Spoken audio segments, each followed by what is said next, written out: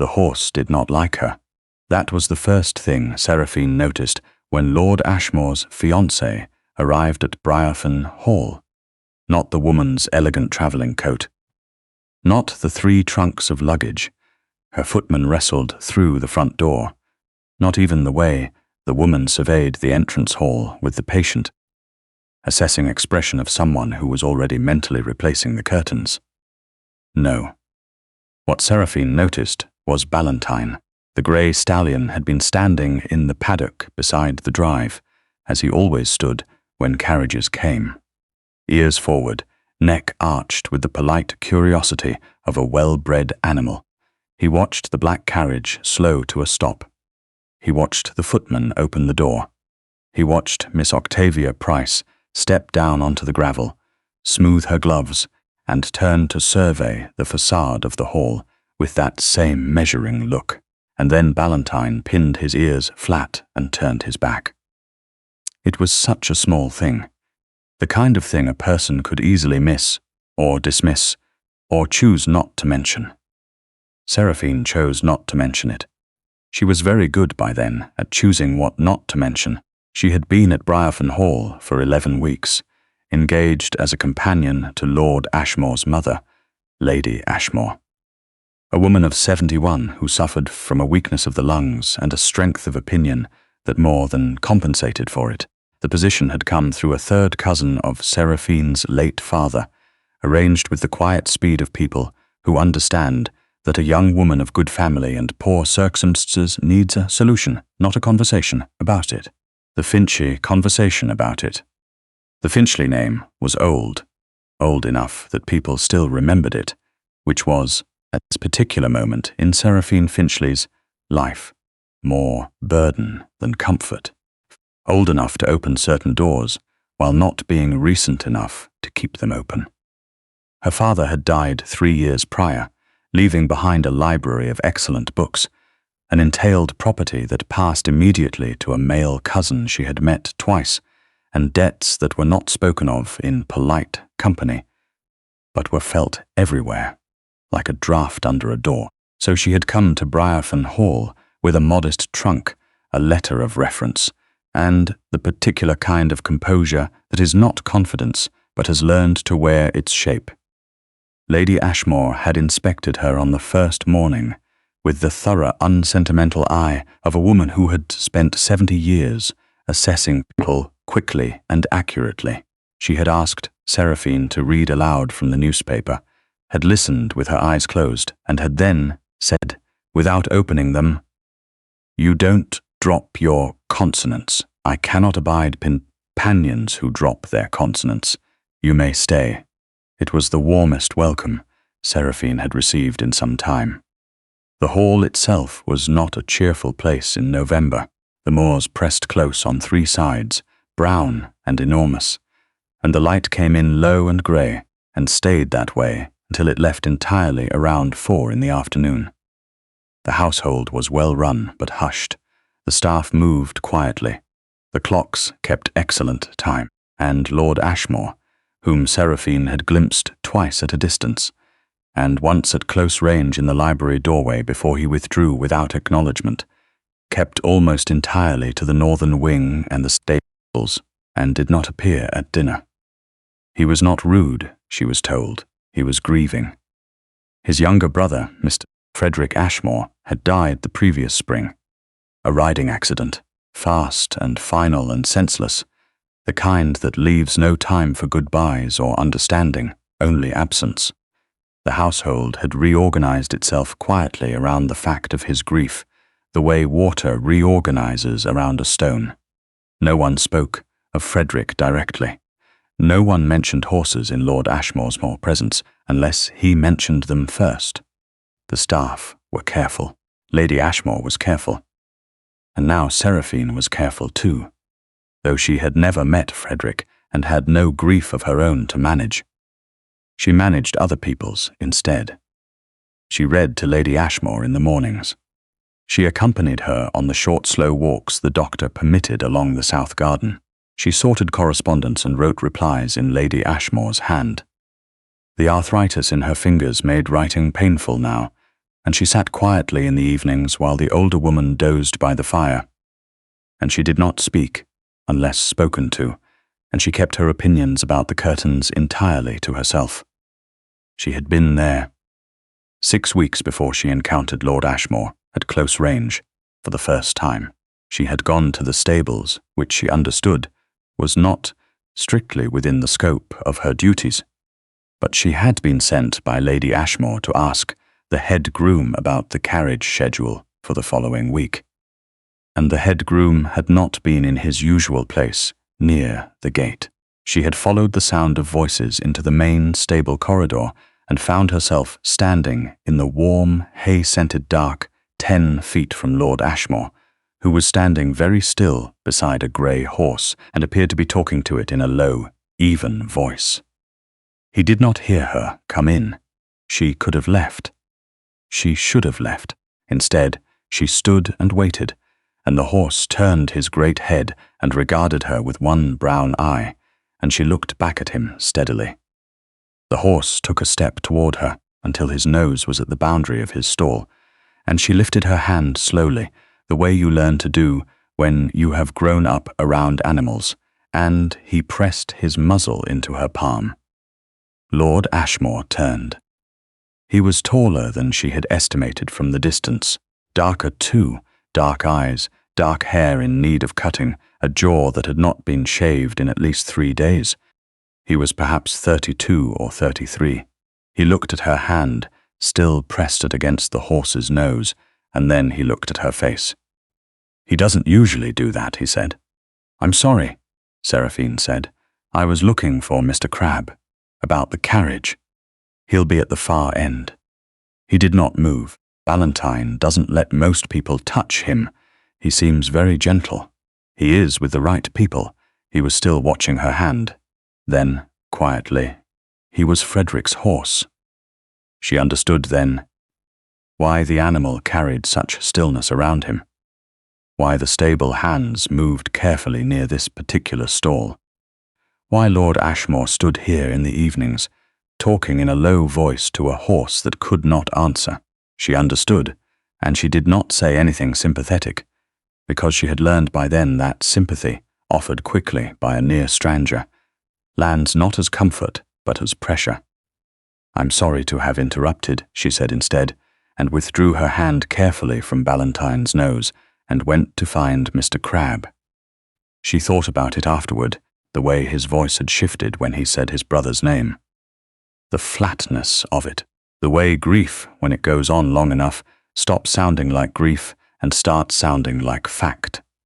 She did not seek the stables out again, but she did not avoid them either, and twice more in the following weeks she found herself there. Once on another errand. Once simply because she had gone for a walk, and the afternoon had taken her in that direction. And each time Ballantyne came to the front of his stall, and each time Lord Ashmore was somewhere nearby, and each time they exchanged no more than a dozen words, about the horse, about the weather, about nothing consequential at all. It was on the 4th such occasion that Lord Ashmore said, without looking up from adjusting a bridle, "You're not what I expected in a companion." "What did you expect?" "Someone who talks more. They usually talk more." He glanced at her then, briefly. "My mother likes you. I'm glad of it. She doesn't say so. She's not a person who says so, but I can tell." He turned back to the bridle. "She sleeps better than she has in years. She mentioned twice that you do not fuss." Seraphine was quiet for a moment. "That seems like a low bar." "It is," he said, and something in his expression shifted, not quite a smile, but the shape of one, somewhere behind his eyes. "You'd be surprised how few people clear it." That was October. In November, Miss Octavia Price arrived, and Ballantyne turned his back. Miss Price was everything correct. She was the daughter of a baronet, 26 years old, handsome in an energetic, self-assured way, well-connected and well-dressed, and entirely aware of both facts. She moved through Briarfen Hall with the confidence of a person who has been told all her life that she belongs in rooms like this one, and she was not unkind. Seraphine noted this carefully, because it mattered.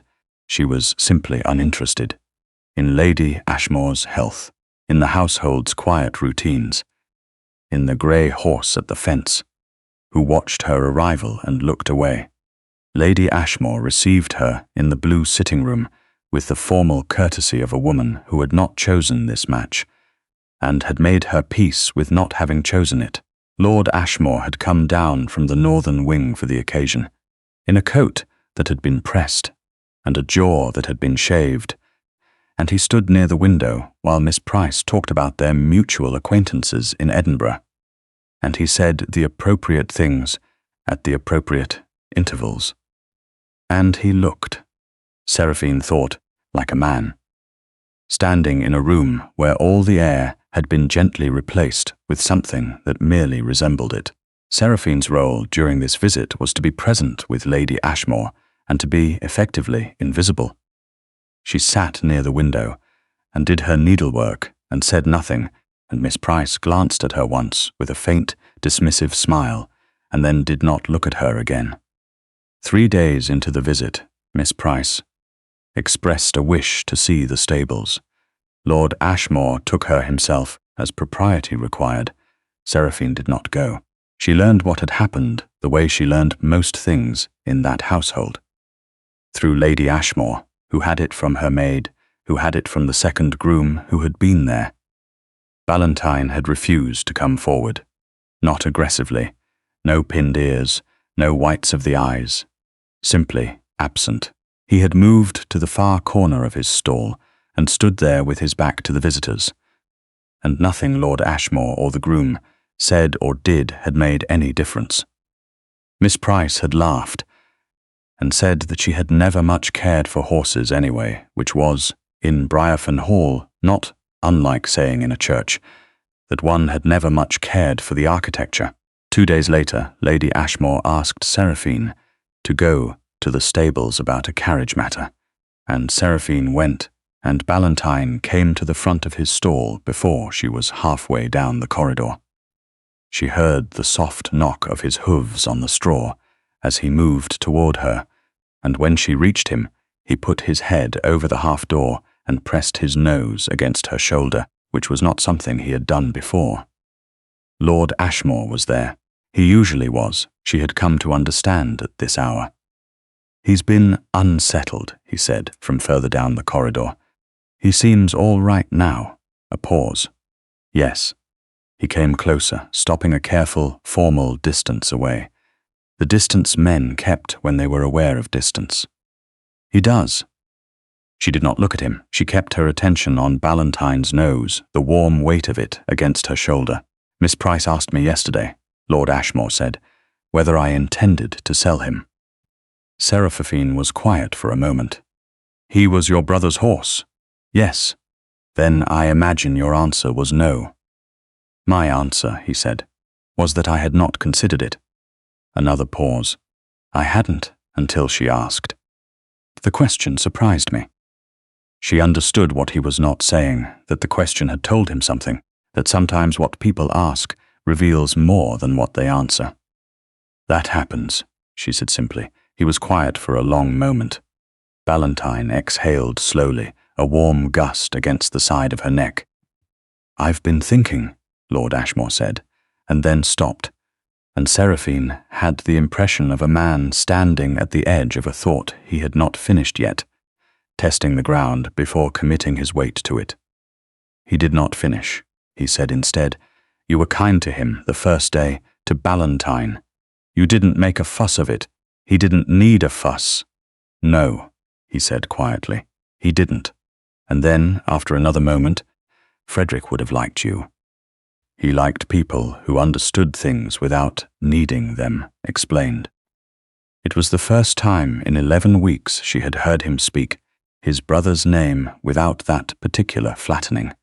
It still sounded like grief, but it also sounded like something else, like the shape of a person, someone specific and loved, offered carefully into the air between two people who had not yet decided whether they trusted each other enough for this. She did not say she was sorry. She said, He sounds like someone worth knowing.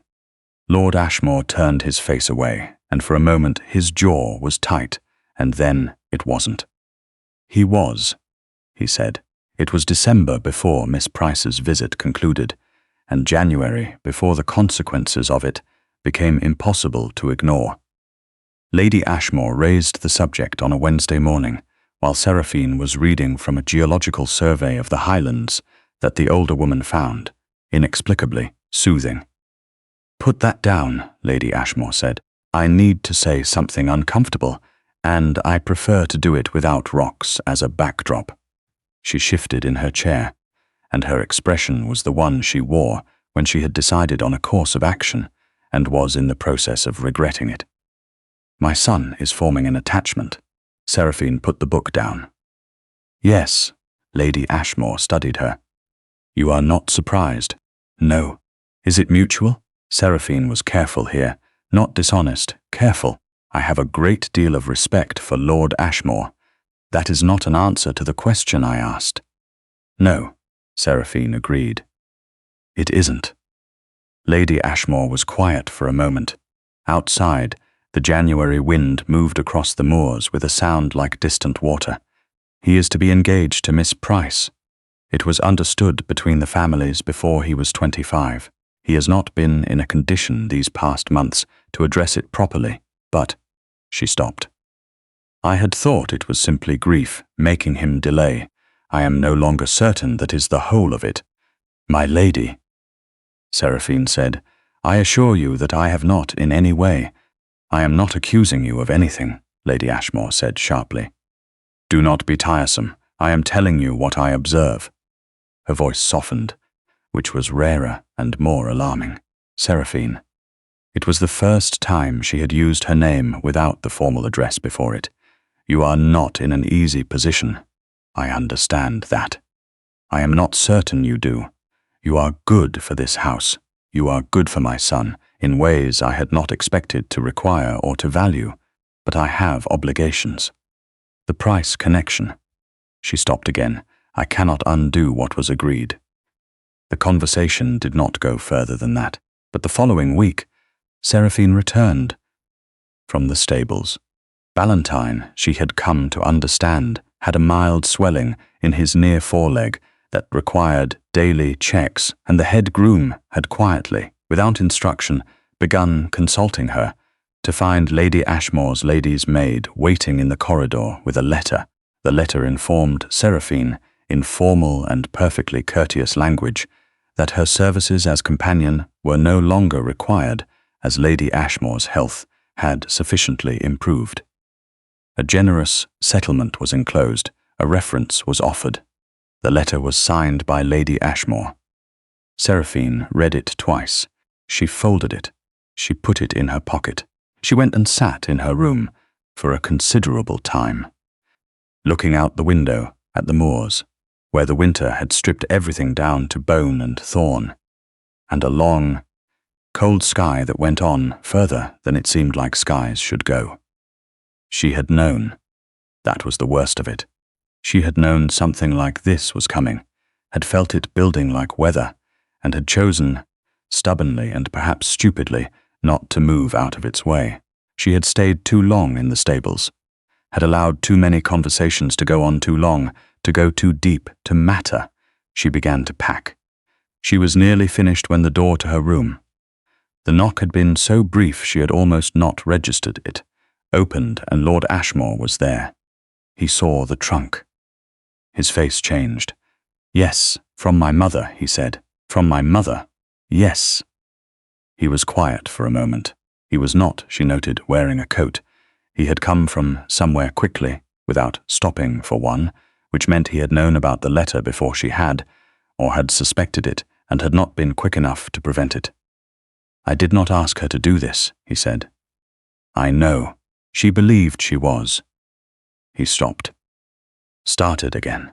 She believed she was protecting a number of things simultaneously.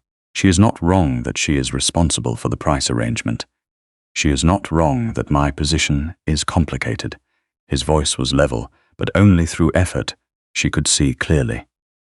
She is wrong about what I want. Seraphine turned from the trunk and faced him properly. "What do you want, Lord Ashmore?" He looked at her. The January light came through the window, pale and thin, and it did not flatter the lines around his eyes, or the way his jaw was set. And she was glad of that, glad she was seeing him, without the grace of good lighting. Just a man standing in a doorway in his shirt sleeves, looking at her like she was something he had not expected to find here and did not intend to lose. "I would like," he said, with the careful precision of a man who has thought about a sentence for a long time and is finally saying it, "to be allowed to call you Seraphine." She understood what he meant. She felt the weight of it. Not the romance of it, not yet, but the meaning beneath it, the declaration contained in that small shift of address from Miss Finchley to her name, from formality to something that acknowledged what had already been happening between them for months, in stables and in quiet corridors and in conversations that had lasted longer than they needed to, and said more than they intended. "You may," she said. He let out a breath. "I need to speak to my mother. I know, and to Miss Price. That conversation is—" He paused. "It is overdue, and I take responsibility for that. I should have had it before now." He looked at her steadily. "I need you to trust that I will." It was not a declaration. It was not a promise of smooth resolution or quick happiness. It was a man telling her the truth about a complicated situation and asking her to have patience with it, which was, Seraphine thought, a more serious thing than any declaration would have been. "I don't know," she said honestly, "what the right thing is for me to do right now." "Nor do I," he said, "but I know what the wrong thing is, and you leaving is the wrong thing." She looked at him for a long moment. Then she looked at the trunk. "I haven't finished packing," she said. "I noticed. I could be convinced to unpack instead." Something moved through his face, relief and something more complicated than relief, and something else that was younger and less careful than either. "That would be very welcome," he said quietly. The conversation with Lady Ashmore happened that evening. Seraphine was not present for it. She sat in the small sitting room that adjoined the older woman's rooms and listened to the murmur of voices beyond the door, her son's measured and firm. Lady Ashmore's, beginning sharp, and then, gradually, less so. She did not try to distinguish words. It was not her conversation to hear. An hour passed. The door opened. Lord Ashmore came out first, his expression, the particular kind of composed that follows difficulty, and he looked at Seraphine once, steadily, and nodded once. Then Lady Ashmore appeared in the doorway. She stood there for a moment, leaning on her stick, looking at Seraphine with an expression that contained several things at once. A woman who did not often admit error in the process of admitting it. A woman who had, perhaps, been making a decision and had just finished making it in a different direction. "The letter," Lady Ashmore said, "was premature." "Yes, my lady. I acted on assumptions that I ought to have examined more closely." A pause. "I find that I would like you to stay." "I would like to stay," Seraphine said. It was not, between two such women, an apology in the shape most people would recognize, but it was the shape they gave it, and both of them understood it entirely. Miss Price was written to. The response came 3 weeks later. 3 weeks in which Seraphine moved through the house as she had before, quietly and without presumption, and Lord Ashmore rode Ballantyne on the moors most mornings, and once, on a cold, clear February afternoon, asked if Seraphine would like to accompany him on a second horse, and she said yes, and they rode without speaking very much across the long dead grass and the frozen heather, and Ballantyne moved differently than she had seen him move before. Freer, somehow, like an animal remembering something good.